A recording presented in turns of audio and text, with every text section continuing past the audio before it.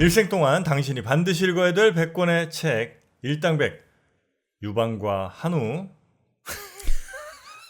전 한우 얘기를 하다 보니까 한우가 아니라 항우, 네, 항우와 항우. 유방 이야기. 네.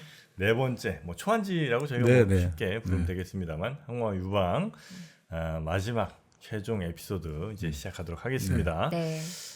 이제 그 마지막 기회, 하여튼 절호의 찬스를 이제 항우는 놓쳤습니다. 네, 범증 너무 안타까워했고요. 네, 네. 그리고 유방은 겨우겨우 살아서 이제 도망을 쳤고요. 네. 이제 다시 이제 항우 잡으러 가야죠. 네. 근데 이제 아까 말씀드린 항우에게는 명장들도 많고 사람이 많은데 자꾸 떠나게 되고 유방에게는 사람들이 모이던 데 있지 않습니까? 네. 그래서 대표적인 명장이 한신이죠. 한신. 네. 그 유명한 한신이죠. 네. 그 고영 이제 초한지 보면 아주 이쁘장하게 나오죠. 키도 크고. 본래 이 사람이 키가 크고 이쁘장하게 생긴 걸로 나오는데 네. 한마디로 말하면 좀 약간의 일종의 건달식으로 살았어요. 일종의 룸펜 건달이라고 해야 되나?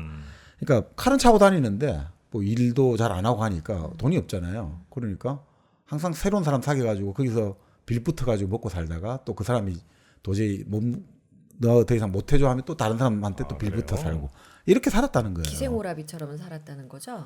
여자한테 빌려. 여자는 아니고 남자 아. 남자친구 이렇게. 술 좋아하고. 뭐 술까지는 그렇게는 안 나오는데 그렇습니까? 그래서 항우 이제 군대 하급 장교로 있었는데 근데 이 사람의 특징은 뭐냐면 사물의 어떤 실상을 꿰뚫어 보는 걸 참 잘하는 거죠. 그러니까 말 그대로 단순 명쾌하게 사물을 잘 재단하는 거예요. 그렇지만 이제 섬세한 정치적 감각은 좀 모자라는 거죠. 정무적인 판단은 좀 못하는 사람인데 근데 딱 사물의 어떤 본질적인 건 누구보다 잘 꿰뚫어 보는 거죠. 이 사람이 뭐 나중에 사마천 사기에도 나오는데 한신의 이제 고향 그 강소성 해음인데 거기 가가지고 쭉 살펴보니까 근데 이 사람이 그때 돈이 없을 때도 자기 어머니 장례를 지낼 때 그 장지 있지 않습니까? 무덤을 10,000명의 묘지기가 있을 정도의 어떤 공간에다가 무덤을 올렸다는 거예요. 그러니까 그 뭔가 그런 건 스케일이 있었나 봐요. 아무 땡전 한 푼도 없으면서도 엄마 무덤을 나중에 정말 묘지기 10,000명이 지킬 만한 정도의 어떤 위치에다 올린 거 보니까 좀 그런 스케일이 있었나 봐요. 근데 막 맨날 이 사람이 젊을 때 보면 빨래하는 노파에게 밥 빌어 먹고 내가 앞으로 잘 되면 갚아주마 이러니까 노파가 어디서 불쌍한 놈 밥 먹여줬더니 시금방진 소리 하냐고 호통을 받고 또 뭐 아주 성깔 있는 백정이 야 너 그 칼 차고 다니는데 그 칼로 사람 찌를 용기 있어? 나 찔러봐 하면서 너 나 못 찌르면 내 가랑이 사이로 기어 들어가. 그럴 때 한신이 기어가요? 네, 이렇게 나오죠. 지그시 바라봤다. 사마천 사기엔 시 바라보는데 숙 해가지고 지그시 좀 한참 동안 물끄러미 바라보다가 기기 시작하더라는 거 나오죠. 그러니까 그 치욕을 감성화해내는 거죠. 네. 근데 왜냐? 이 사람 간단해요. 이 사람 본질적으로 겁쟁이란 말이에요. 겁이 많기 때문에 전쟁을 할 때는 모든 걸 다 고려하는 거예요. 이게 참 신기하죠. 겁이 많기 때문에 자기가 겁이 많기 때문에 이 겁을 없애기 위해서 모든 전략을 다 고민할 줄 아는 사람인 거예요. 그래서 명장이 되는 거예요. 겁이 많은 사람인데 유방 산하의 모든 장군은 항우를 두려워해요. 항우가 워낙 힘이 세고 용맹하니까. 네. 근데 유일하게 항우를 두려워하지 않는 장군이 바로 한신이에요. 겁쟁인데 왜? 겁쟁인데 두려워하지 않아요. 왜 그러니까 모든 전략을 다 세워놓으니까. 겁이라는 게 왜 생기느냐를 생각하면 좋은데 네. 겁은 그러니까 두려움은 무지에서 나오거든요. 내가 모르면 겁이 생기는 거예요. 근데 어두운 밤길이 무서운 게 어두운 밤길에 뭐가 있는지 모르니까 무섭잖아요. 네. 뭔가 문을 열었는데 그 방이 깜깜하면 무섭잖아. 그 방 안에 뭐가 있는지 모르니까. 네. 근데 이제 내가 알면 불을 켜면 더 이상 무섭지가 않거든요. 그러니까 항우의 작전이 무엇인지를 내가 만 가지 케이스를 다 시나리오를 써서 다 알게 되면 더 이상 무서워할 필요가 없는 거지 이런 사람들. 그렇죠. 예. 그러니까 네, 현대로 치면 미군의 작전 전략과 비슷하죠. 미군들이 겁이 많다잖아요. 겁이 많기 때문에 이쪽을 점령하고 아니면 이쪽을 공격하기 위해서 모든 가능한 어떤 기본 거를 다 이제 워게임을 해보고 시뮬레이션을 돌려본다는 거죠. 그 사실 장점이죠, 그게. 네. 자, 그러니까 결국 이 한신 같은 경우가 이제 이렇게 그 여러 가지 해엄의 열전 보면 이런 기록이 많이 나와 있습니다만, 근데 이제 겁쟁이기도 하고 또한 낚아주기 두껍다는 거죠. 뻔뻔하다는 거죠. 그러니까 별로 그렇게 신경 안 쓰는 거죠. 내가 지금 쟤 백정이 저렇게 나한테 이렇게 나설 때는 제 뒤에 조직이 있을 수도 있다. 그럼 내가 만약에 얘를 찔러버리면 또 조직원들이 나를 죽일 수 있다. 그런 이해타산이 있기 때문에 그럴 때 좀 냉정하게 판단하는데 그 냉정하고 아주 뻔뻔한 후한무치함이 마치 남들이 볼 때는 저 대단한 놈이야라고 인상을 줄 수도 있다는 거죠. 그러니까 여유를 가지게 해주잖아요. 이 사람이 그냥 바로 네 알겠습니다 이런 게 아니라 지그시 바라봤다라고 기록이 되거든요. 지그시. 그러니까 마치 그게 뭔가 깊은 생각을 하고 그죠. 내가 지금 이 참 치욕을 내가 지금 사귄다 뭐 이런 사람들로 하여금 또 그런 생각을 하게 할 수도 있는 거죠. 지그시 보면서 경우의 수들을 따져봤을 수도 있겠죠. 그렇죠. 네, 저 놈을 어떻게든 내가 지금 도망가면 저 놈의 저 부하들이 와서 날 잡아가겠지. 혹은 뭐 쟤를 한때 팼다가는 또 뭐 어떻게 등등 여러 가지 이제 경우의 수를 생각해보고 그래 여기선 지금 그렇죠. 내가 한 수 죽고 한번 들어가자 이런 판단을 아마 했던 게 아닌가. 그렇죠. 근데 보는 사람은 감탄하겠죠, 그죠? 이게 생각을 하는데 마치 여유 있게 보이니까 그러면서 기억하니까 사람들이 보는 사람은 아유 저놈 대단하네. 이런 거 아닐까 이렇게 지그시 보면서 쫄아 안 쫄아. 근데 안 쫄면 이렇게 가는 거. 그럴 수도. 네. 이 만 가지 경우의 수를 따지는 거는 어쩌면 이 닭솔 정신과도 좀 아 닮은 닭솔 네. 맞습니다. 여러분 발이 어떤 모양일지 사실은 다 알 수 없고 정말 많은 발들이 있잖아요. 그 발들에 다 맞는 뭐 경우의 수라면 경우의 수 혹은 그 딱 맞춤형 인솔 깔창을 이제 만드는 게 바로 닭솔 정신 아니겠습니까? 네. 한신 정신이죠 한마디로. 이런 광고할 때 사실 저희가 써본 거 그걸 솔직하게 말씀드리는 게 가장 제일 좋은 좋죠. 광고 네. 아니겠습니까? 제가 닭솔 이거 신잖아요. 제가 새끼 발가락이 퇴화됐거든요. 퇴화됐다고요? 네, 제 새끼 발가락은 발톱이 안 나요. 거의 없어요. 네. 퇴화돼가지고. 네. 그리고 걸을 때마다 새끼 발가락에 통증이 약간 네. 있어가지고, 그래? 네, 그래서 가끔씩 이제 잘 때 남편한테 내 새끼 발가락 좀 펴줘 이러거든요. 네. 너무 불편해서. 네. 그래서 닭솔 신고 그게 확 줄었어요, 진짜로. 진짜? 네. 이게 왜냐하면 제가 새끼 발가락을 이렇게 걷는 거예요. 제가 약간 안짱다리거든요. 그래서 새끼 발가락에 항상 힘을 받았는데 닭솔이 여기 안 이렇게 좀 받쳐주잖아요. 네. 그러니까 힘이 받아가지고 새끼 발가락에 힘이 좀 생긴 거예요. 물리치료. 야, 그래서 기능까지. 좀 신기하더라고요. 이거는 좀 신기했어요. 그래서 말씀드립니다. 좀 더 네. 일찍 몇 년만 더 일찍 신었더라면 몇 년? 아쉬움이 좀 있네요. 아 그래요? 네. 여튼 이 닭솔 세계 최초 인공지능 맞춤 인솔 기능성 깔창이죠. 이 닭솔 우리 지선 씨처럼 한번 경험해 보시면 완전히 새로운 세상이 열릴 겁니다. 그 정도까지는 아니에요. 지금 25% 할인 쿠폰 또 아우. 지금 진행 중이니까 네. 4개 사시면 하나를 그냥 공짜로 얻는 거랑 마찬가지죠. 네. 닭솔 사은품도 꼭 받아 가시고요. 프로모션 코드는 닥치고 닭솔 이렇게 이제 적어주시면 되니까 우리 일당백 시청자분들께 최고의 조건으로 제공해드리도록 하겠습니다. 닥치고 닭솔. 네, 닭솔 깔창으로 여러분 편안한 걸음걸이, 편안한 스탠스를 유지하시기 바라겠습니다. 네. 근데 사실 바로 이 한신이 어찌 네. 보면 유방하고 비슷하잖아요. 그러니까 사람들을 등치 먹고 살고. 음. 근데 유방하고 다른 점은 유방은 그 사람들을 다 이제 뭐라고 할까 그 한 줄로 낄 수 있는 재주가 있잖아요. 근데 한신은 그런 재주가 없는 거예요. 그러니까 일종의 혼자 그냥 외로운 늑대인 거예요. 그러니까 사람들하고 그렇게 인간관계를 다양하게 맺는 그런 친화력은 못 가진 사람인 거죠. 자, 그는 방랑객 스타일이 되다 보니까 그러니까 이 사람은 결국 뭐냐면 일종의 새로 뭔가를 만드는 것보다 이미 있는 군대를 지휘하는 게 이 사람의 적성에 맞는 거예요. 자기가 인간관계를 처음부터 새로 원점에서 만드는 체질이 아니니까 이미 있는 기존의 군대를 지휘하는 게 이 사람의 적성에 맞는 거죠. 네. 그러니까 참 그런 게 있는 것 같아요. 그러니까 사람마다 어떤 사람들은 기존에 들어가서 어느 체제든 체제에 들어가서 잘 적응하는 사람이 있고 어떤 사람은 체제에 상관없이 자기 개성을 드러내는 사람들이 있거든요. 그러니까 이건 뭐 그걸 먼저 잘 캐치하면 자기가 사업을 할지 조직이 될지 그게 잘 자기 자신 잘 아는 길이 되겠죠. 네. 뭐 더 좋다 덜 좋다는 아니고 네. 그죠? 그렇게 다른 것들이 좀 있으니까 우리 지선 씨는 어느 쪽에 더 가까워요? 뭐 어떤 게요? 그러니까 이제 어떤 새로운 판을 내가 만들어서 그 판에 뭔가 아주 크게 이루는 이런 스타일들도 있고 네. 아니면 그냥 기존에 만들어진 판 안에서 최선의 결과를 만들어내는. 저는 진짜 둘 다 안 가고 싶어하는 스타일이에요. 아 그래? 네. 그 혼자 있는 게 되게 편한 스타일이라서 어. 최대한 안 끼려고 하는데 만약에 굳이 가야 된다 그럼 있는 데 가죠. 아 후자 쪽으로 네. 가는구나. 어떤 스타일이세요? 저는 굳이 따지면 전자 쪽 아닌가 싶긴 네. 한데. 예, 그래서 뭐 안 하던 거 새로 기획하고 뭐 이런 걸 좋아해요. 네네. 예, 그래서 저는 뭐 전자 쪽, 우리- 유방 쪽이 가까워. 네. 종북님은요?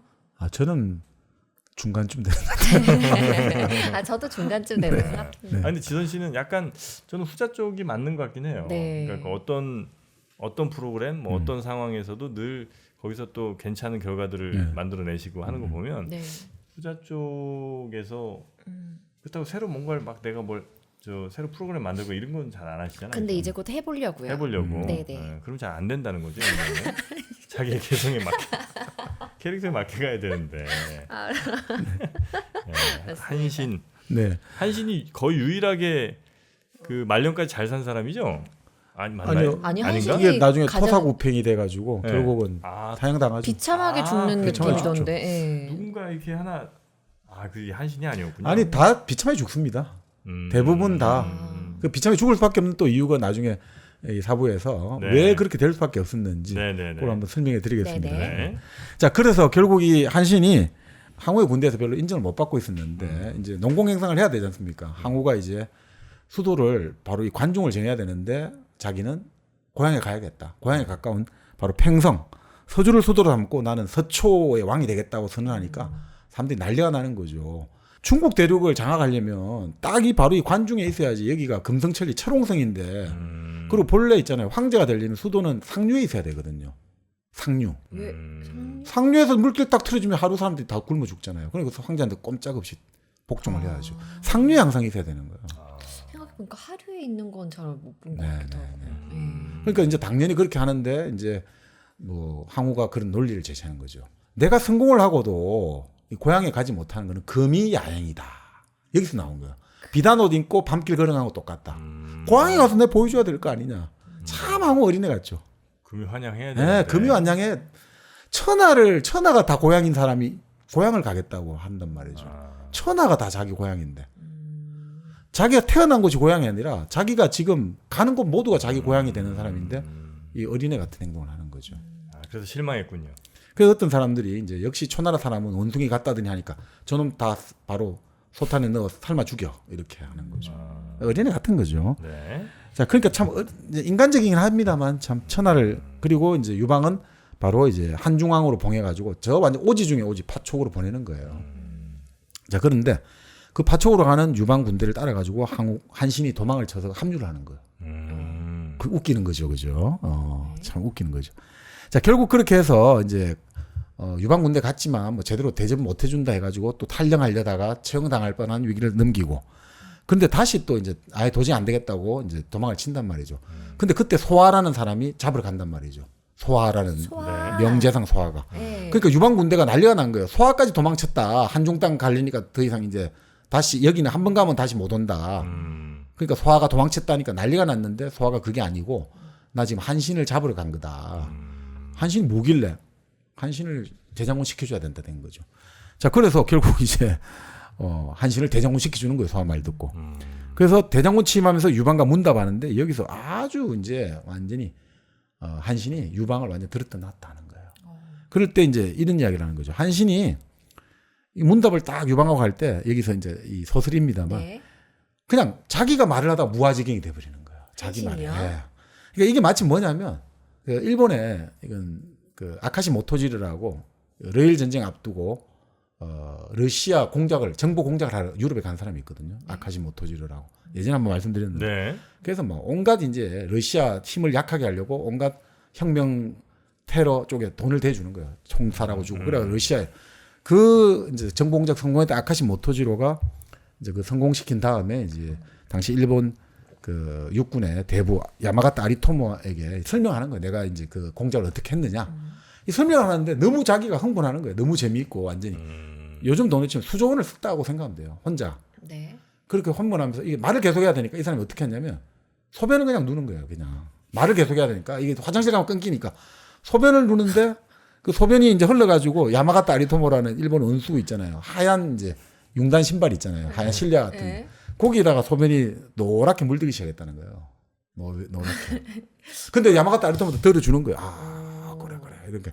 그러니까 이게 그러니까 하나의 어떤 무화지경으로 내 이야기를 할 때 미치게 되는 게 바로 이제 그 당시 한신이 이게 이야기하는 거죠. 항우가 한번 화를 내면 1000명의 장군이 고개를 못 듭니다. 그러니까 사람들이 맞지. 근데 우리 유방 같은 경우는 뭐 아무것도 없지 않냐 사실 항우에 비해서. 맞지. 이럴 때 이런 얘기. 근데 항우의 그 용감함은 필부의 용감합니다. 대장군의 용감함이 아니라 무슨 말이냐면 네. 자기 말고는 유능한 장군들에게 일이나 물건을 못 맡긴다. 그러니까 이거는 필부의 용감함밖에 안 된다. 필부가 그냥 싸움하다가 열받아가지고 야 옷 다 우통 벗고 우리 오늘 한번 해보자. 이거 이하도 아니다. 대장부의 용감은 그런 거 아니다. 이거죠. 그 다음에 또 항우는 정말 인자하고 따뜻하다고 한다. 유방 당신은 그렇지 않지 않느냐. 그렇지만 항우의 인은 아녀자의 인이다. 이거 좀 그 당시에 사람들 아녀자의 인입니다. 부하 장수를 그렇게 사랑하면서도 부하 장수의 힘을 나눠줘야 되잖아요. 봉투와 자기를 줄 때는 그렇게 벌벌벌 떤다. 인색하다. 그러니까 부녀자의 인입니다. 그러니까 유방이 갑자기 필이 받기 시작하는 거죠. 이게 귀에 쏙쏙 들어오는 거예요. 지금 이 말들이. 그러면서 이제 항우는 치명적 실수를 4가지를 저질렀습니다. 관중을 도읍으로 하지 않고 팽성, 강소성, 서주로 도읍을 한 것. 자신이 좋아하는 사람들에게만 잘해주고 농공행상은 실패하기 때문에 언제든지 배신당할 수 있다. 3번째, 너무나 많은 사람을 죽이고 학살하고 해서 민심이 떠났다.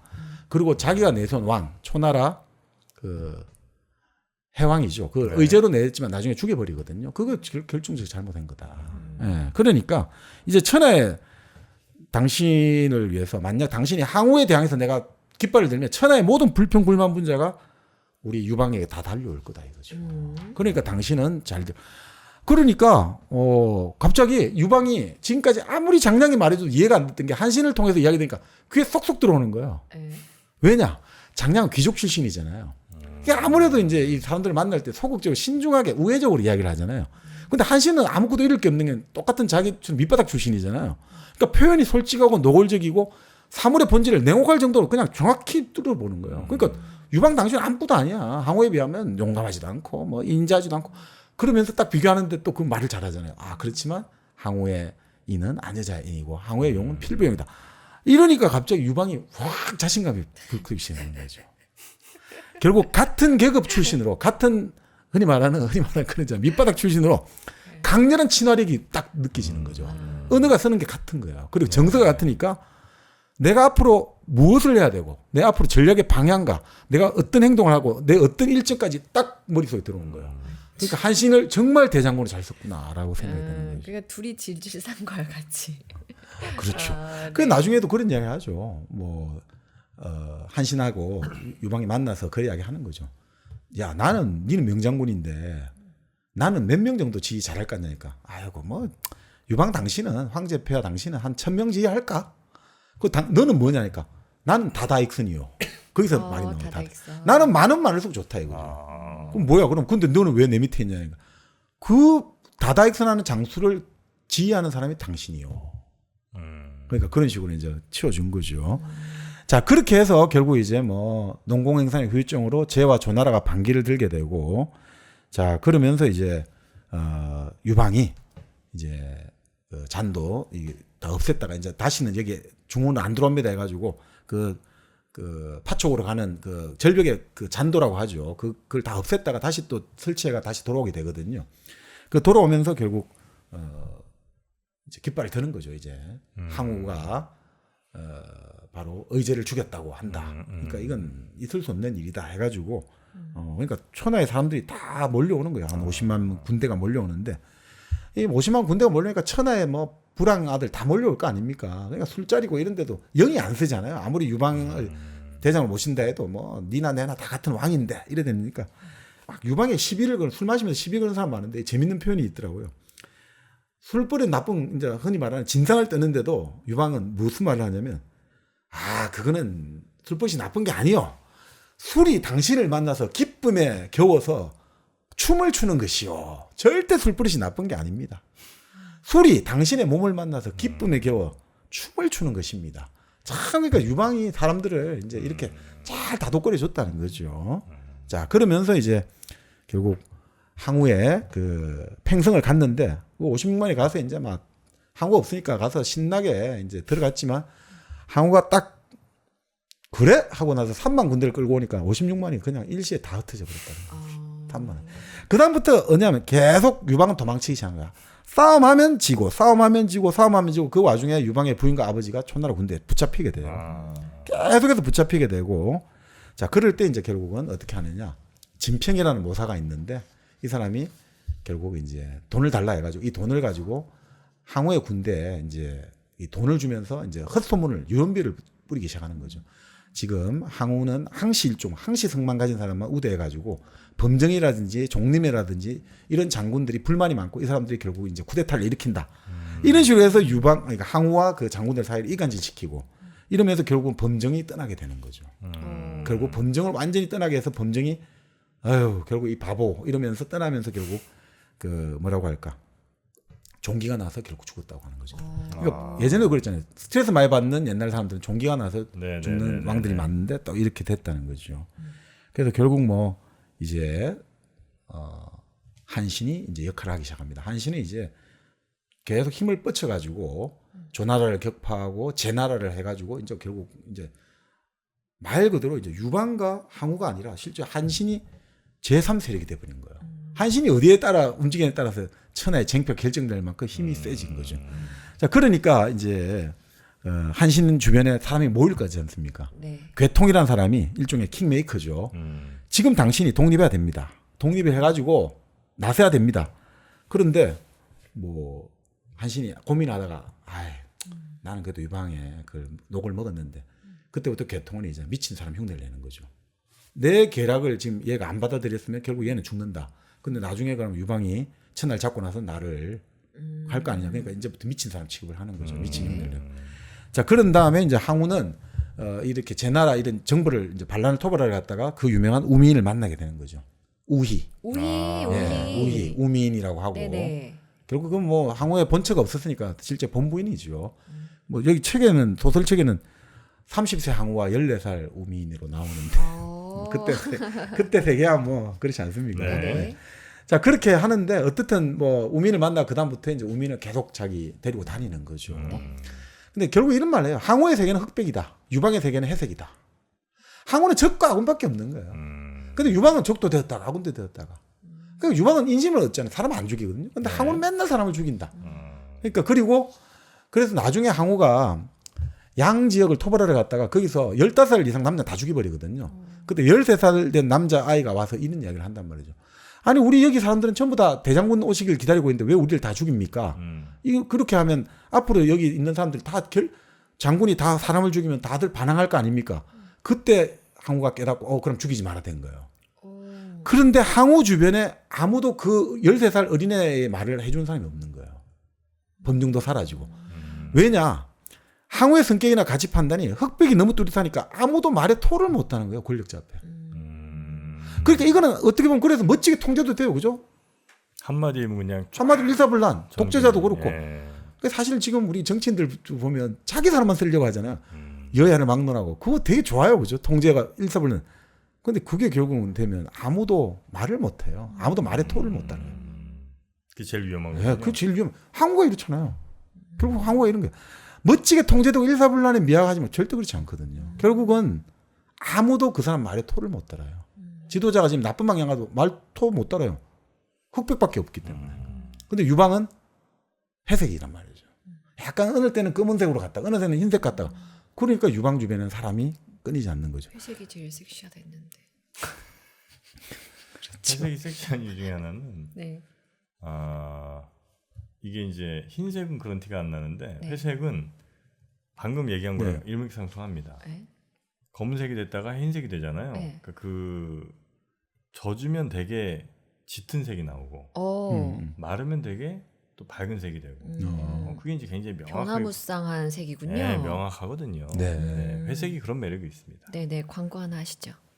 그러면 회색 같은 우리 뭘 넣으면 좋을까? 네, 1kg 커피. 예, 1kg 커피는 완전 흙이잖아요. 근데 이제 내 기분에 맞는 커피들이 다 있잖아요. 변화무쌍하군요. 변화무쌍하잖아요. 그 수많은 커피도 근데 잘 생각해 보면요, 같은 커피인데도 내 기분에 따라 네. 향기가 달라집니다. 맞아요, 맞아. 아니 또 색도 그때 어렵게 보셨던 모리스 메르로 뽕띠 있지 않습니까? 네. 메르로 뽕띠는 커피의 검음은 하양을 갖고 있는 검음이라고 했죠. 아하. 흰색을 갖고 있는 검은색이다. 네. 메르로 뽕띠는 그렇게. 그렇게 멋진 말을. 김이 하얗게 나죠. 하여튼 그 1kg 커피. 네. 정말 천의 얼굴, 만의 매력을 갖고 있는 1kg 커피. 여러분도 많이 즐겨주시고, 또 저희 일당백 팬들이라면 이제는 뭐 다른 커피 드시는 건 아마 죄책감 좀 드실 겁니다. 이 정도로 광고했는데 딴 걸 드신다? 저도 죄책감 느껴지더라고요. 가끔 우리가 딴 데 뭐 스타벅스인데 가고 그러면 근데 뭐 먹어도 되나 이런 생각이 들잖아요. 맞아요. 예, 여러분도 서서히 그 단계에 접어들으셨을 거라 생각합니다. 우리 일당백 팬들은 모두 다 1kg 커피로 대동단결하도록 하겠습니다. 대동단결. 네, 고맙습니다. 네, 그 이후에 계속 이제 사원 벌어지고 사원 벌어질 때마다 항상 집니다. 유방은 항상 지고. 그래서 이제 광무산에서 이제 그 대치를 하게 되거든요. 광무산에 봉우리 하나씩 서로 차지하고, 뭐 기본적으로는 이제 항우군이 그걸 포위하고 있지만, 유방이 들어간 봉우리는 그게 식량 창고가 다 들어 있는 거예요. 땅만 파면 식량 창고가 있거든요. 그때 그 광무산의 봉우리에 그 당시 중국의 이제 황제들 예전에 그 진나라가 어떻게 했냐면, 그게 황토층이 돼가지고 이렇게 땅을 파잖아요. 그럼 그게 지하수가 별로 없대요. 그래서 약간 방부 처리를 해가지고 그 다음에 그 밀가루나 살 넣어놓으면 그냥 끄떡없이 이게 보관이 되는 거예요. 그러니까 이게 광무산에 들어간 유방군대는 땅을 파면 살이 나오니까 먹고 견딜 수가 있고, 항우의 부대는 그 팽성에서 이 병참이 300kg예요. 300kg. 병참 보급하는. 그러니까 이 노인들이 짊어지고 온단 말이에요. 300km나 되는 거리를 네. 그 수많은 인력을 동원해서 왔다 갔다 해야 되는 거예요. 그 와중에 또 유방의 그 바로 부하장수 팽월이 계속 유격전해가 그 보급선을 괴롭히고 있는 거죠. 그러니까 이게 너무너무 힘들어지는 거죠. 그래서 결국 1년간 대치하다가 서로 그러면 화친조약 맺고 유방의 부인하고 아버지 보내주고 서로 이제 이제 화친조약하고, 야, 요걸 가지고 요 기준으로는 넘어오지 말고 하자 했거든요. 네. 그래서 딱 휴전을 했단 말이죠. 네. 그런데 바로 장량이 약속을 깨자고 하죠. 지금이 깨야 됩니다. 왜냐하면 지금이 시간을 주면 우리가 초군에게 이제 패배하는 것을 불문가집니다. 지금은 우리 한나라군의 절정입니다. 지금 이제 1년간 대체해서 간신히 초나라 군대하고 대치할 수 있는 위치에 왔습니다. 대등하게. 근데 지금 초나라 군대가 후퇴하는 걸 보니까 이 사람들은 무척 굶주려 있고 발끈을 허약합니다. 지금은 의와 협의 단계가 아니라 죽느냐 사느냐의 터닝포인트다. 여기서는 지금 명분이 필요 없습니다. 이때 무조건 공개가 됩니다. 이때 무슨 명분 찾고 이런 거 없습니다. 이때는 무조건 뭐 비겁하고 없습니다. 여기도 나와요. 영웅은 배신해도 무방해요. 중국에서는. 영웅은 배신해도 무방하고, 영웅은 애당초 의와 협의 범주를 벗어난 존재니까. 황제와 똑같아요. 황제 무치, 군왕 무치. 무슨 짓을 해도 부끄러운 게 없는 거야. 사람들 앞에서 똥을 싸든, 사람들 앞에서 도둑질을 하든, 사람들 앞에서 사람을 죽이든, 군주는 무치다. 부끄러움을 느낄 필요 없다. 그러니까 지금은 터닝 포인트입니다. 그래서 그 점자는 장량이 공격합시다 해가지고 초군을 추격하기 시작하는 거죠. 자, 그런데 초군 추격할 때 제일 누가 와야 되냐? 와야 돼요. 한신의 부대와 팽월의 부대가 와야지 이기는데 한신 팽월의 부대가 안 온단 말이죠. 왜 안 와요? 딱 한신 팽월이 보면 이런 거죠. 둘이 싸우면 둘 다 죽어라 이거죠. 양패구상. 그럴 때 당신하고 내하고 남아가 서로 나누자 천하를. 한신은 아까 유방한테 간다고 했죠. 간다고 했지만 기본적으로 그래도 또 뭐 그래도 항상 독자 세력도 독자 세력. 그러니까 이제 유방이 분노를 하는 거죠. 아니 이 한신놈 왜 안 오냐? 왕까지 만들려니까 이제 장자방이 달래는 거죠. 그거 인과 의를 기대하면 안 된다. 지금 여기서는 그 사람에게 뭔가를 줘야 된다. 그래서 땅을 어마어마하게 많이 준다고 해라. 팽월하게도. 그러니까 둘이가 이제 달려오는 거죠. 그 와중에. 그래서 뭐 하여튼 이렇게 나와요. 유방은 100번을 거의 그런 식인 거예요. 100전 100패예요. 항우한테 할 때마다 진 거예요.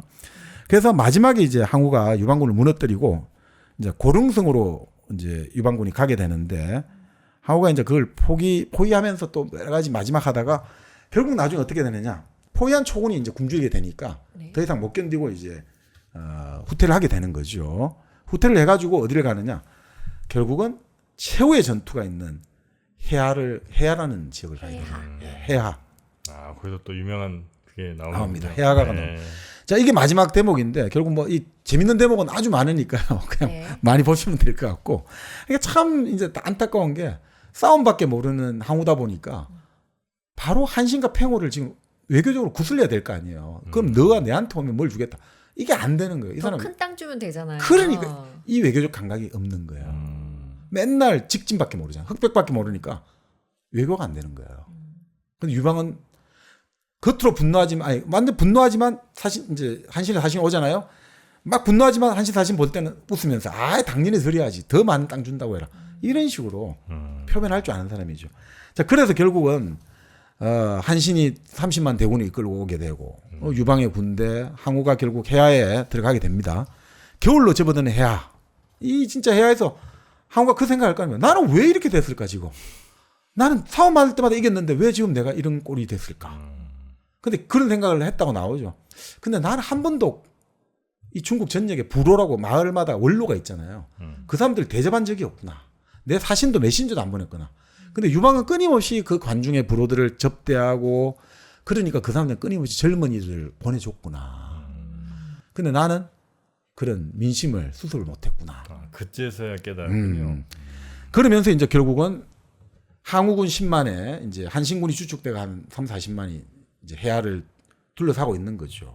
자, 그런데 이제 밤에 여러 가지 이제 하다가 노래 소리가 초나라 노래 소리가 나오는 거죠. 네. 그걸 우리가 뭐라고 부릅니까?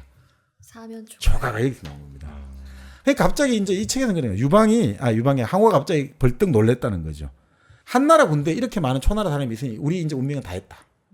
아니 그럼 내가 더 이상 초나라 사람이 등을 돌렸는데 내가 더 이상 이 군대를 할 이유가 뭐가 있냐. 그러니까 초나라 사람이 성질이 급하다고 했잖아요. 이게 여러 가지 심리전일 수도 있고 있는데 이제 항우의 판단이겠죠. 이제 끝났다. 운명 하늘은 끝났다라고 하고 그 노래 소리를 듣고 나서 이제 이 소설의 이야기입니다. 모두에게 술잔을 돌리라 이거죠. 그런 다음에 그 유명한 노래를 부르는 거죠. 아 폐왕별이 그거 네, 나오는 그 해아가라고 부르는데 역발산해 기계세 시불리해 추불서 추불서에 가내야 우해 내야 약가 뭐 이거는 뭐 우리 한자식으로 부르는데 이런 내용이죠. 힘으로는 산을 뽑아 버리고 던져버리고 내 힘이 얼마나 세면 산을 던져버리고 내 기세 내 이제 흔히 말하는 기운으로는 이 세상을 다 덮어버린다. 내 그만큼 기가 세다. 그런데 시불리 시절을 잘못 타고 나서 자기의 명마 오추마죠. 추는 가지를 않구나. 추가 가지 않으니 가내야 이를 어찌하리요. 우민이죠. 우야 너를 또 어찌할 것인가. 우약고 거기서 이제 나왔다는 맞습니다. 이를 우약고 아 진짜요? 오약고. 자 그러니까 그 노래를 하고 나서 항우는 업수행하라 이렇게 나오죠. 업수행하 수행 몇 줄기 눈물이 떨어졌다.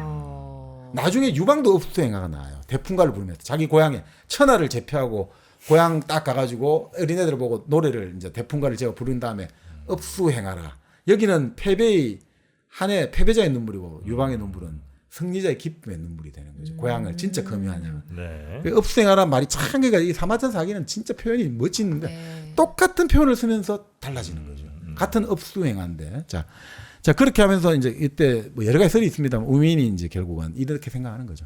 이게 돌파를 해야 되는데 나를 데리고 돌파할 수 없지 않냐.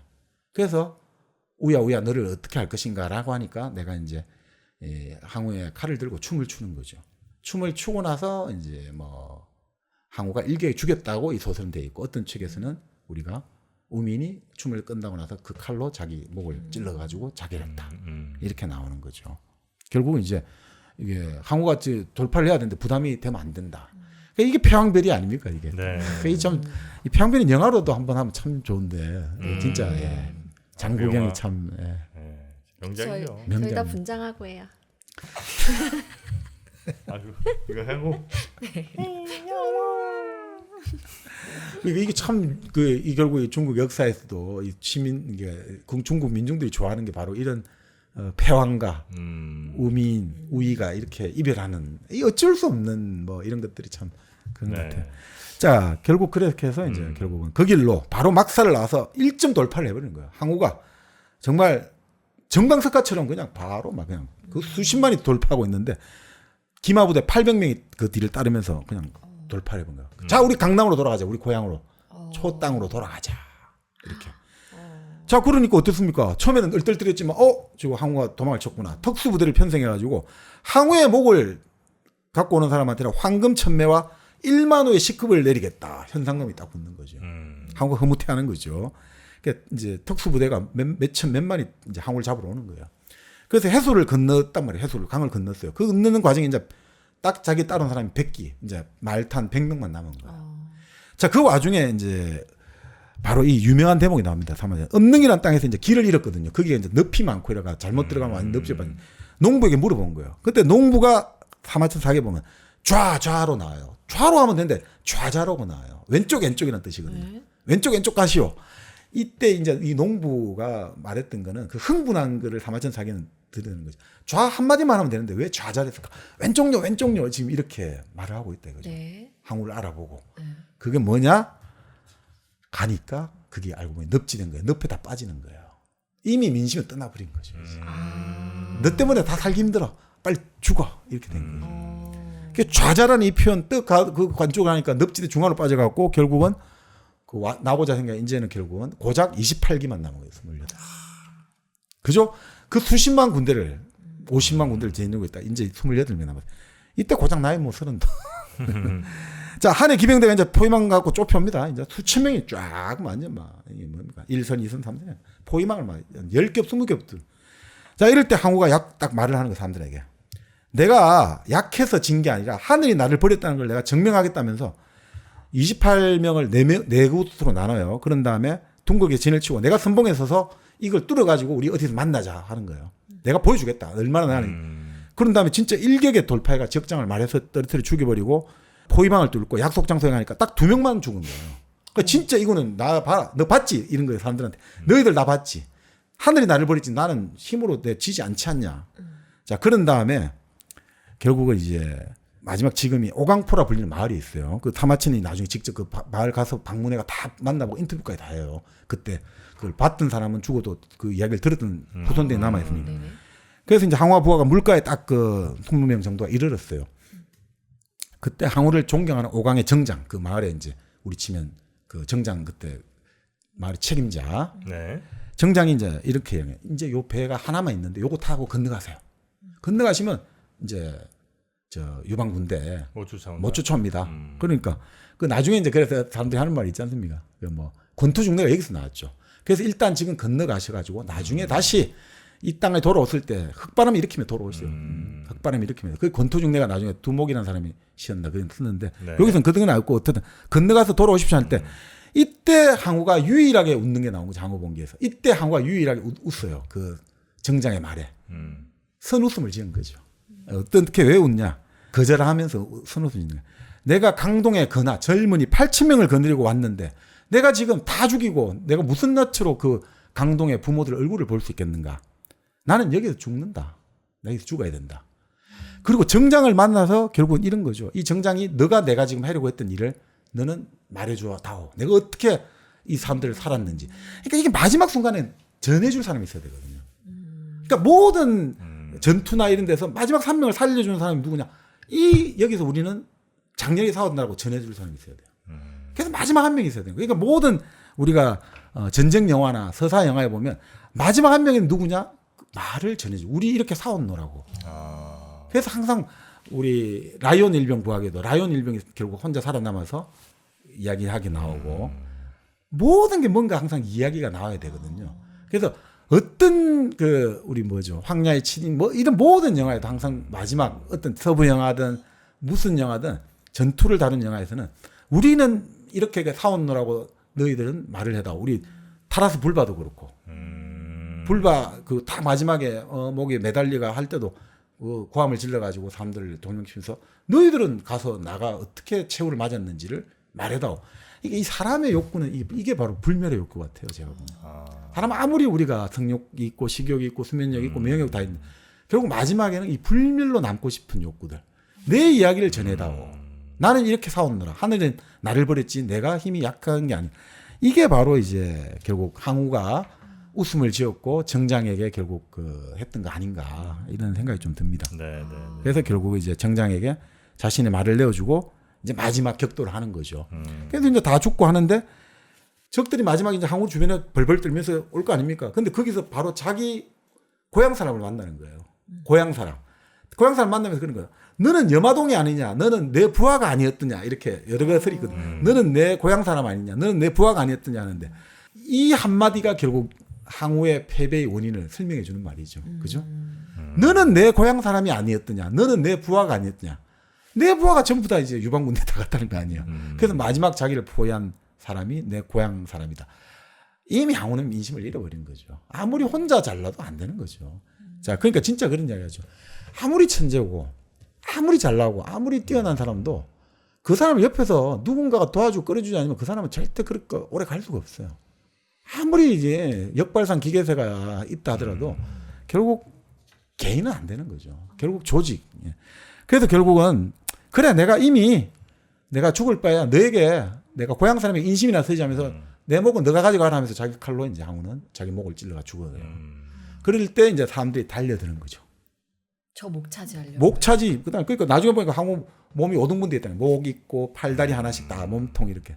그런데 재밌는 게 사마천 사기에 보면 있잖아요. 그 사람들 전부 다 기록을 다 하고 있어요. 그렇게 해서 이제 처음에 아까 말한 만호의 시급을 주고 금 만매 준다 했잖아요. 그 5명이 다 차지 5조각으로 차지했으니까 이렇게 해서 제후가 된 사람 이름이 사마천 사기에 남아 있어요. 양희, 왕예, 양무, 여승, 여마동 이놈들이 이제 항우의 사치 하나씩 차지해갖고 2,000호씩을 나눠 가졌다.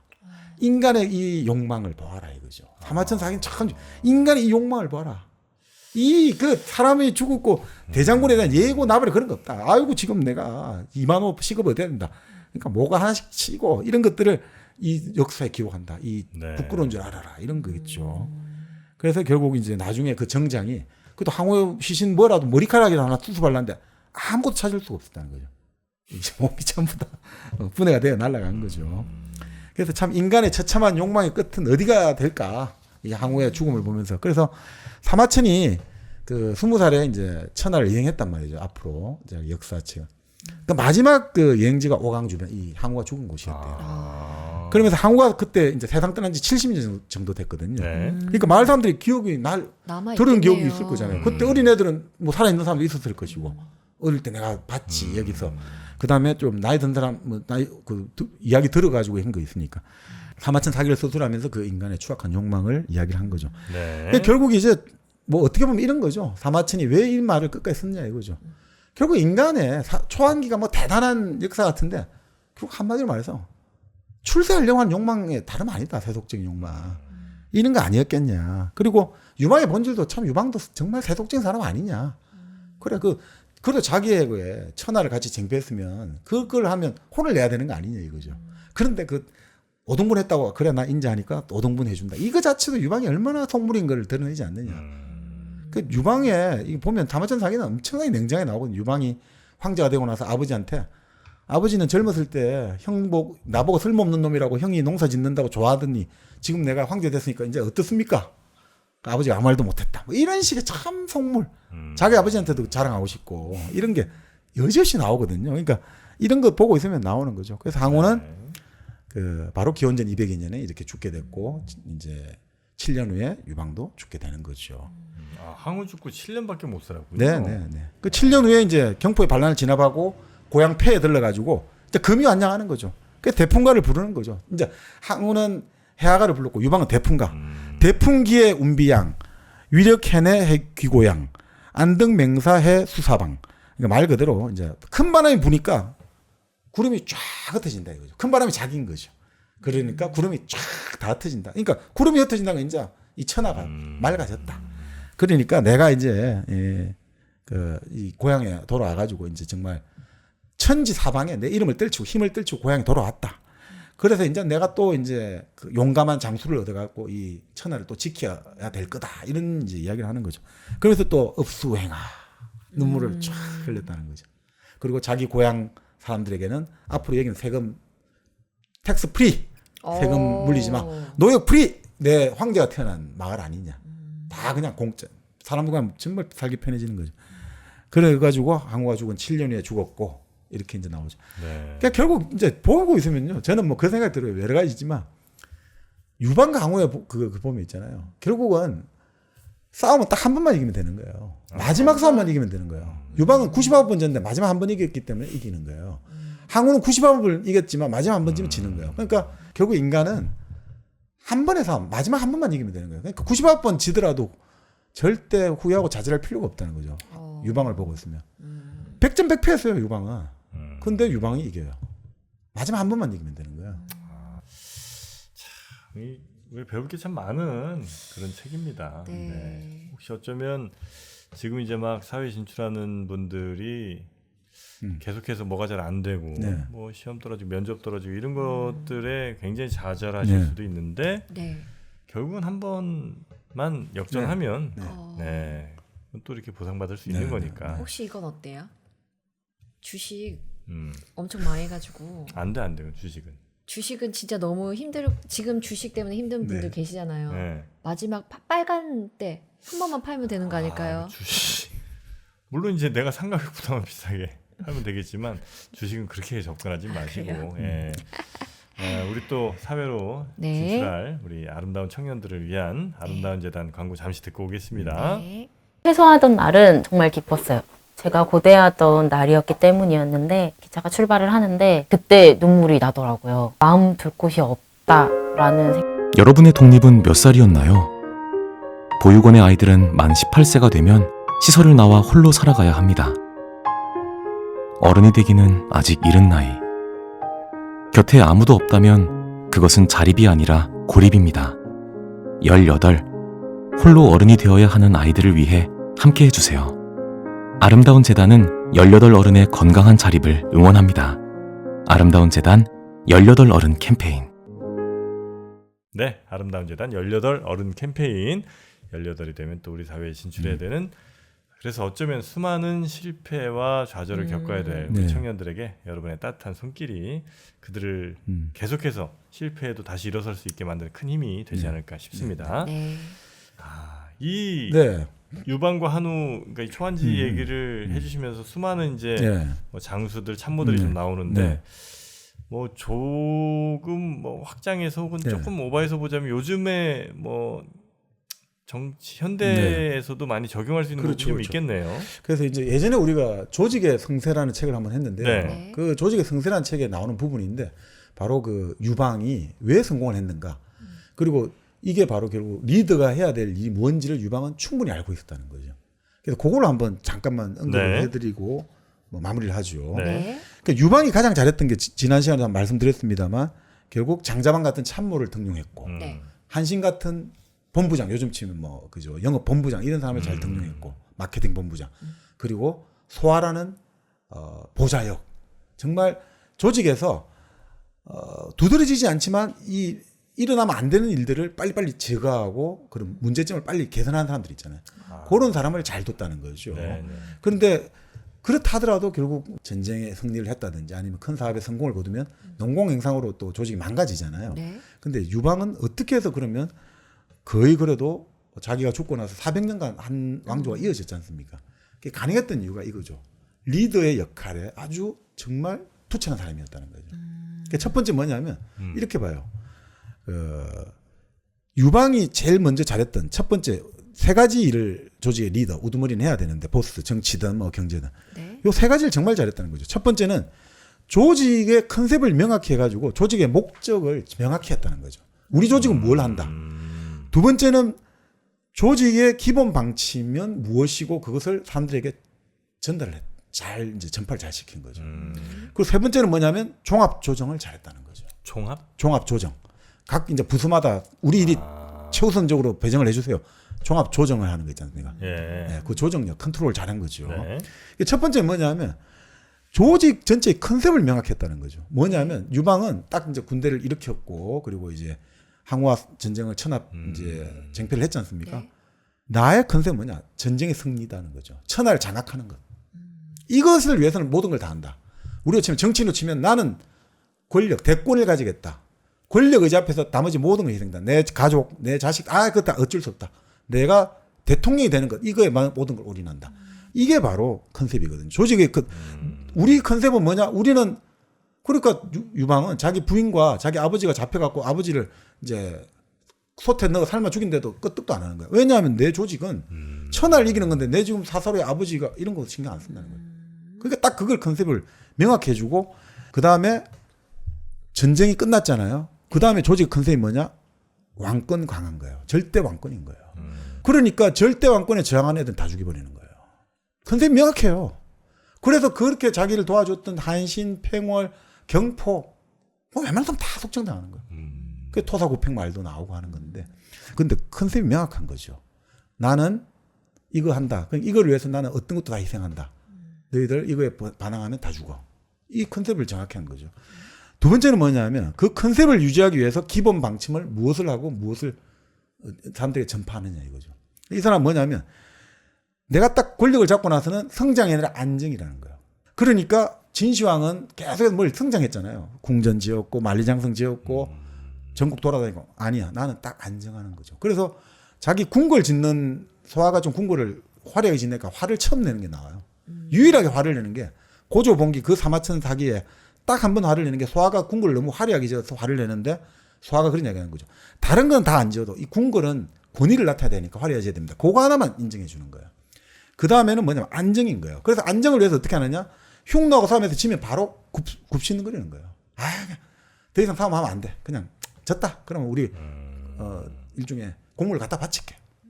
절대 그런 신경 안 쓰는 거예요. 안정이 최우선이니까. 그러니까 안정에 반대하는 장군들 다 속청하게 되는 거죠. 사년 끝났는데 그래서 다 속청하는 거예요. 그러니까 이거를 아는 사람들은 살아나는데 모르는 사람들은 계속 죽는 거죠.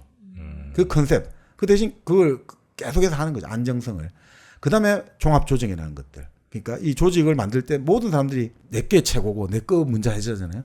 이럴 때 이 사람은 딱 아니야. 지금 내가 안정이 위주고 이걸 갈 때 이걸 반항하는 애들은 기본적으로 장자방도 그만두게 만드는 분위기를 유도하는 거죠. 장자방이 눈치 차리고 그만둔 것이지만 유방이 그 분위기를 만들어주는 거죠. 이제 슬슬 칠 때가 됐는데 이런 식이 있지 않습니까? 왜냐하면 참모는 기본적으로 얘기 나와. 참모는 항상 일을 벌리고 싶어 하거든요. 참모의 특징은 계속 일을 벌리고 싶어 하고 장군은 또 기본적으로 또 전쟁을 하고 싶어 하잖아요. 그러면 왕권이 강화가 안 되거든요. 그러니까 어떻게 해야 됩니까? 계속 칠 수밖에 없는 거죠. 그러니까 사실은 이 유방이야말로 이 컨셉에 명확한 사람이에요. 그렇기 때문에 성공을 한 거죠. 네. 근데 이 당시의 리더인 거죠, 그죠? 지금이랑 좀 안 맞는 것 같죠. 지금도 맞죠. 지금도 많은 맞아요? 부분이 많은 것 같아요. 예, 우리 조직의 컨셉이 뭔지를 명확히 못하면 어떨 때는 우리 조직은 사회 공헌이 우선을 했다가 실제로는 영업 매출 올린 사람을 우대해 준다. 그러면 망하는 거죠. 그걸 일치시켜야 되거든요. 컨셉이 뭐다? 우리 조직은 돈 버는 조직이야. 나는 돈 버는 사람 최고 우선이야.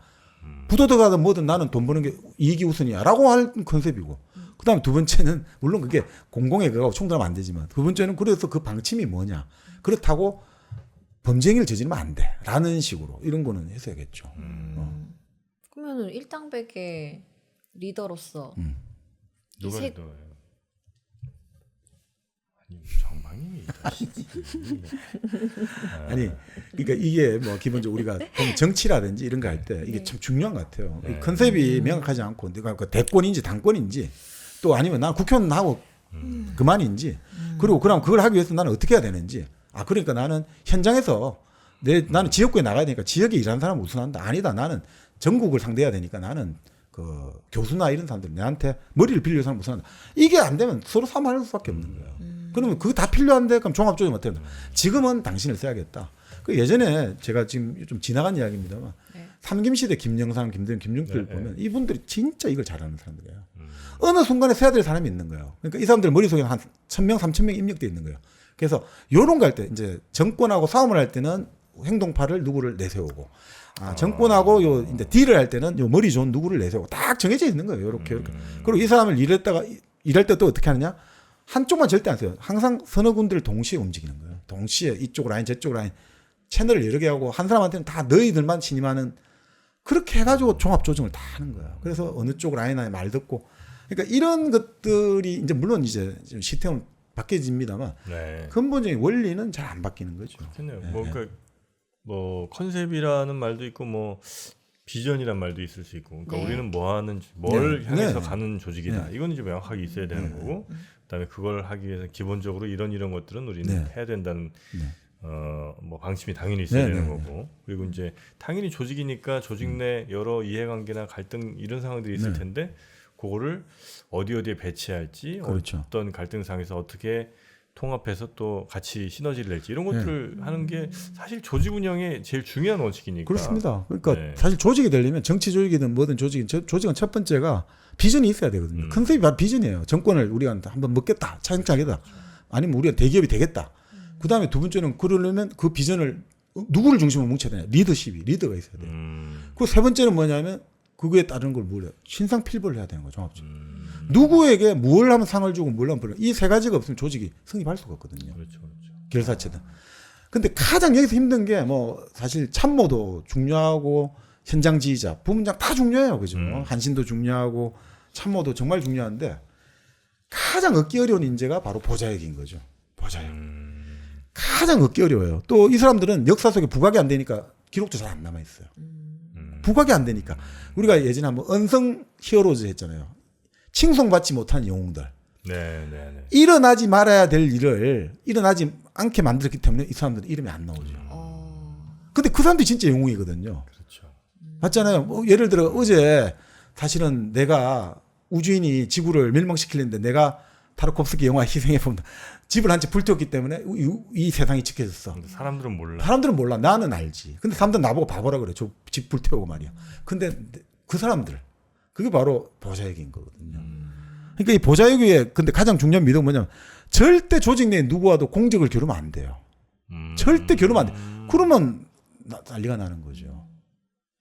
그리고 보좌역은 항상 그러니까 조직의 리더하고 일체화돼 있어야 되거든요. 그러니까 절대로 자기가 후계자 될 생각을 꿈도 꾸면 안 되는 거죠. 그러니까 항상 뭔가 일상적으로 발생하는 잡다한 일을 발견하고 해결하는 역할을 해야 되는 거죠. 새로운 일을 하는 게 아니라 그러니까 징기스칸의 유명한 보좌역이 바로 그 요나라 출신이었나요? 금나라 출신이었나요? 야율초제라는 사람이 있었잖아요. 네. 그 야율초제가 평생 자명 삼으는 그 명제상 야율초제가 이런 말을 했죠. 이로운 것 하나를 시작하는 것보다 그 전부터 있었던 해로운 일 하나를 제거하는 것이 좋다. 이게 바로 보좌역인 거죠. 항상 조직 내부에 뭔가 문제되는 걸 찾아내야 되는 거죠. 계속 쌓이니까 그런 것들은. 그러니까 이게 왜 어렵냐면 자 그러니까 보좌역은 첫 번째 익명의 정리를 가져야 되는 거예요. 절대로 자기를 드러내면 안 돼요. 그러니까 이 익명의 정리라는 말을 썼던 사람이 테오도르 루스벨트 미국 대통령의 보좌역 호화이트가 했던 말이거든요. 항상 익명의 정리를 가져야 된다.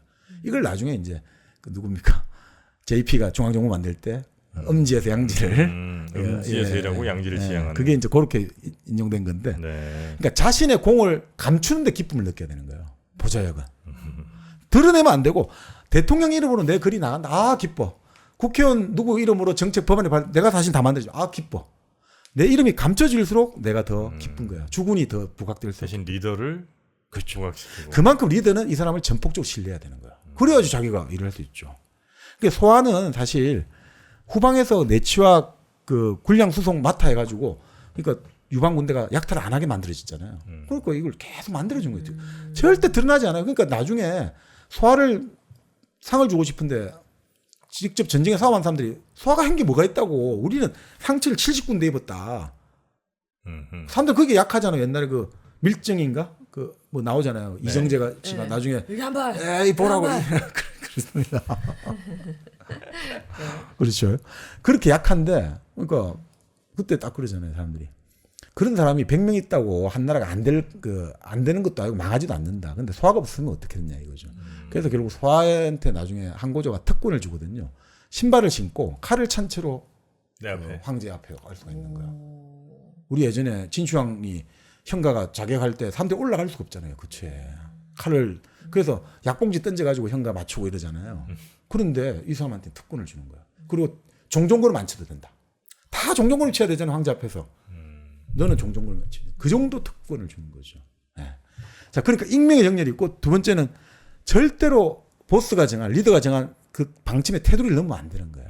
그게 무슨 말이냐면 자기가 작전 기획이나 이런 방침 어떤 이런 걸 하면 안 되는 거예요. 그러니까 나중에 소아가 있잖아요. 유방이 죽고 나서 소아가 이제 말 그대로 최고 책임자가 되잖아요. 행정적으로. 그때 이제 유방의 부인이죠. 여우가 온갖 이제 전형을 다 일삼거든요. 그 사람들이 막 뭐라 할 거 아닙니까? 소아는 한마디도 안 해요. 어떻게 보면 수수방관하거든요. 최고에 대해서 보좌역은 이 말을 하면 안 된다는 거죠. 그래서 말을 안 해요. 예. 그러니까 리더의 인사나 권력 투쟁에 참여를 안 해요. 그러니까 바로 마오쩌둥의 밑에서 보좌했던 사람이 누굽니까? 주연래, 저원라이가 살아남은 이유죠. 저원라이는 한 번도 후계자로 거론이 안 돼요. 항상 이긴자예요. 만년 이긴자. 총리, 수상으로 계속하고 인표가 있었고 있다가 날라갔죠. 유속이 날라갔죠. 화국 다 날라갔는데 뭐 끝까지 가는 거예요. 왜냐? 절대 개입 안 하거든요. 문화대혁명 얼마나 말이 많으면 사인방한데 입 딱 다무는 거예요. 어찌 보면 비겁할 수도 있다는 생각이 들지만 아니 그게 바로 보좌역의 임무라는 거죠. 그런 다음에 이제 아까 말씀드린 또 하나 절대로 우두머리가 되면 안 되는 후계자가 되면 안 되는 거죠. 그러면 일체감이 사라지잖아요. 이 사람이 후계자라는 순간 공을 다투게 돼. 그러니까 안 된다는 거죠. 그러니까 항상 보좌역은 2인자 그리고 악역이 돼야 되는 거예요. 그래서 그런 말을 드리는 거야. 아, 저 사람은 참 좋은데 저 밑에 옆에 참모가 정말 더러운 놈이야. 이런 말을 들어야 좋은 거다. 잘하고 있는 거. 네, 잘하고 있는 거예요. 악역의 존재, 그 방패막이 돼줘야 되는 거죠. 그 악역이 있어야 조직 내에 마찰이 생기잖아요. 그래야지 건전한 긴장 관계가 만들어지거든요. 그러니까 이 보좌역이 필요한 거예요. 그래야 조직이 매너리즘에 안 빠집니다. 그래서 사실은 결국 실력 있는 참모나 부서장, 분분장들이 싸움하면 크게 되는데 보좌역한테 이렇게 싸움하는 거는 막 이게 괜찮아요. 크게. 그래서 이제 그게 참 근데 이제 제일 문제는 뭐냐? 그런데 이 사람한테 진짜 권력을 주면 큰일 나는 거죠. 보좌역은 고정 아까 말한 절대 그 기본 방침에 넣으면 안 되는데 그래도 보좌역은 규범을 어기지 않고 해를 끼치면 안 되는 거예요. 그냥 수수방관할 수 있지만 이 사람한테 진짜 권력을 줘버리면 그 사람들이 뭐가 되냐? 바로 비선실세가 돼버리는 거예요. 이 사람들이 흔히 말하는 핵관이다. 그리고 뭐 흔히 말하는 뭐 그런 것들이 전부 다 무슨 라인이다. 뭐 하잖아요. 무슨 지역 라인이다. 무슨 핵관이다. 이게 결국 뭐냐면 그 보좌역이 될 사람에게 힘이 실리고 그 사람들이 공식적으로 나오는 순간 이 조직은 사실상 진짜 위험해진다고 봐야 되죠. 그만큼 지금 위태롭다고 봐야 되거든요. 그러니까 사실 뭐 여야나 이런 걸 다 막론하고 그 보좌역 될 사람들이 본격적으로 부각되면 이게 사실은 되게 위험하다는 거를 이제 결국 그 초한지 보면 나오는 거죠. 전 초한지 이렇게 전체적으로 들으면서 가장 중요한 건 리더는 민심을 얻어야 된다. 민심을 잃으면 다 잃는 거다. 결국에 마지막에. 그러니까 이 민심을 얻기 위해서 그 마지막 한 번을 하는 거예요. 그러니까 잘 보세요. 유방과 장량과 이런 사람들이 얼마나 잘합니까? 소화 진평 사람들을 위해서 그 백성들 잘한단 말이죠. 뭘 위해서 단 한 번의 그 정말 어떻게 보면 정말 이거는 사실 어떻게 보면 정말 비겁한 짓이잖아요. 휴전해놓고 평화협정해놓고 그걸 깨버린단 말이죠. 왜? 그걸 위해서 99번 몇십 년을 참아온 거예요. 그러니까 진짜 무서운 사람들은요. 진짜 리더나 진짜 지도자는 자기가 하고 싶은 걸 위해서 그걸 99번을 참는 거예요. 90년을 참고. 그런 다음에 어떻게 보면 뒤통수 칠 수도 있지만 큰 걸 하는 거예요. 사실 그러니까 어떻게 보면 그게 사실 그러니까 대중들도 잘 봐야 되는 거죠. 어떤 사람들이 이런 행동을 하고 이런 행동하지만 그것은 사실은 무엇을 위해서 할까를 잘 봐야 되는 거죠.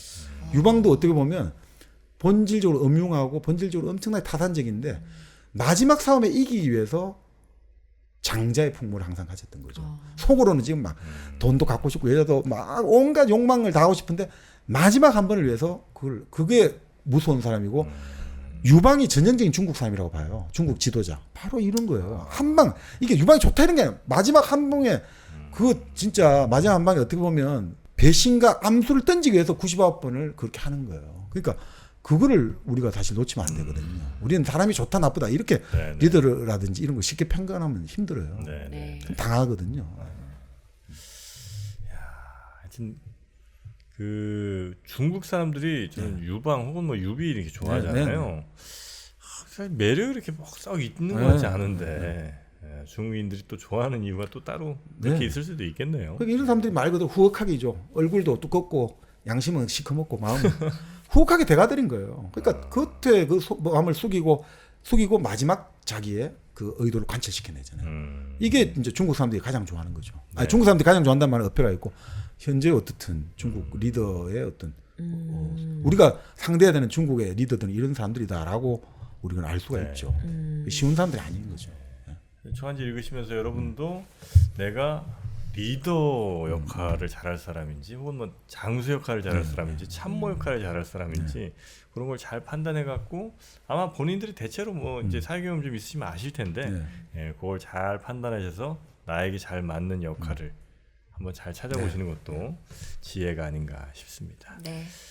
자, 오늘 저희가 또 2주에 걸쳐서 이게 초한지 항우와 유방 네. 이야기를 좀 전해드렸는데 역시 그 연회 네. 보자리 그리고 마지막 그 항우의 네. 패배하는 장면 네, 네. 그런 장면들이 아마 극적으로 좀 많이 네. 재미가 좀 있지 않으셨을까. 네. 아까 말씀하셨던 별이 어떤 순간이라고. 아, 별의 순간이죠. 별의 홍문지연의. 순간. 예. 네, 네. 그 연회 자리에서 조금의 다른 선택만 있었다면 그 선택이 참 이 두 사람도 어마어마한 선택의 네, 순간들이 네. 있는데 그게 누구에겐가는 점점 승리하는 선택으로 이렇게 좁혀져 가는 거고 누구는 점점 이제 패배의 네. 선택들로 이제 네. 합쳐져서 네. 결국 이제 그런 결과가 나온 게 아닌가. 네. 아, 재밌습니다. 네, 너무 재밌었어요. 그러니까 사실은 어떻게 보면 자기가 내세운 명분을 손바닥 뒤집듯이 한 번에 뒤집을 수 있는 사람이 어떻게 보면 나중에 승리할 수도 있죠. 유방도 그렇고 항우는 결국 그걸 못했거든요. 항우는 결국 못한 거죠. 어쩌면 그게 자기 네. 명분이라는 노예가 거에 돼버렸죠. 네. 그렇죠. 노예가 되고 그러면 안 명분에 되는 갇혀서. 거죠. 예. 명분은 자기가 목적을 위해서 또 필요한 것이고 같이 가는 건데 그 명분에 네. 또 노예가 되면 또 이것도 위험한 거죠. 맞습니다. 사과와 사과즙의 관계도 약간 그 명분과 목적과 좀 비슷한 것 같아요. 어떤- 사실 사과를 먹고 싶은데 네. 먹을 상황이 안 되니까 사과즙을 먹기도 하는 거잖아요. 그런데 또 어떨 때는 사과즙이 더 맛있어. 네.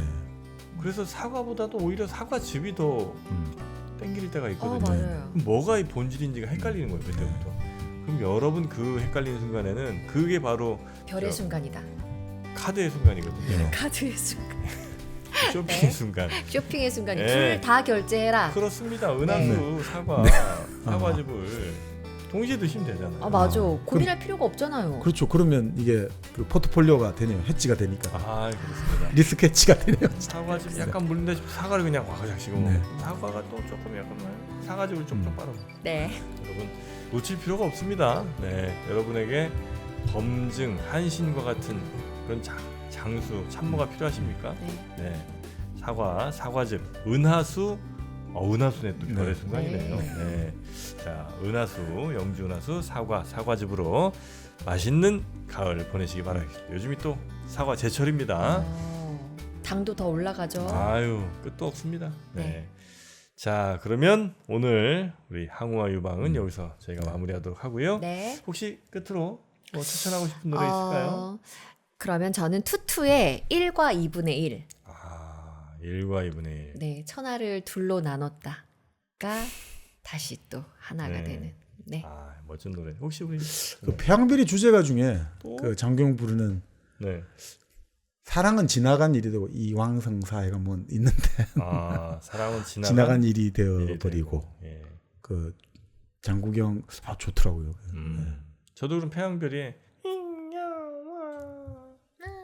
한번 신청해 보겠습니다. 네. 어떤 노래인지 모르겠고요. 저도 몰라요.